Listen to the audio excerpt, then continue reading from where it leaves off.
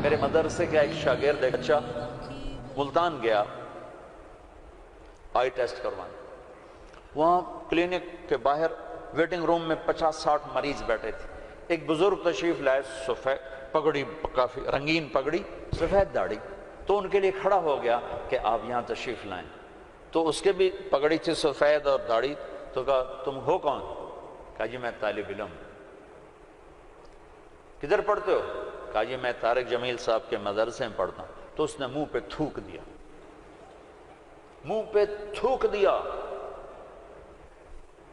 60 سال سے اوپر عمر اور منہ پہ تھوک دیا. تو اس بچے نے اف نہیں کی اور ایک طرف جا کے بیٹھ گیا. جب وہ صاحب اندر چلے گئے ڈاکٹر کو دکھانے تو سارے وہ ویٹنگ روم کے لوگ اس کے پاس آ گئے. بیٹا کون ہو، کہاں سے آئے؟ چونکہ وہ ان کی آپس کی گفتگو ان تک نہیں پہنچی. انہیں یہ دیکھا کہ ایک صاحب نے اس بچے کے منہ پہ تھوکا ہے. تو انہوں نے کہا جی میں وہاں تلمبے سے آیا ہوں، وہاں پڑھتا ہوں، طارق جمیل صاحب کے مدرسے میں پڑھتا ہوں. حیران پریشان سارے کہ کیا دین کے نام پہ اس حد تک نفرت جا سکتی ہے.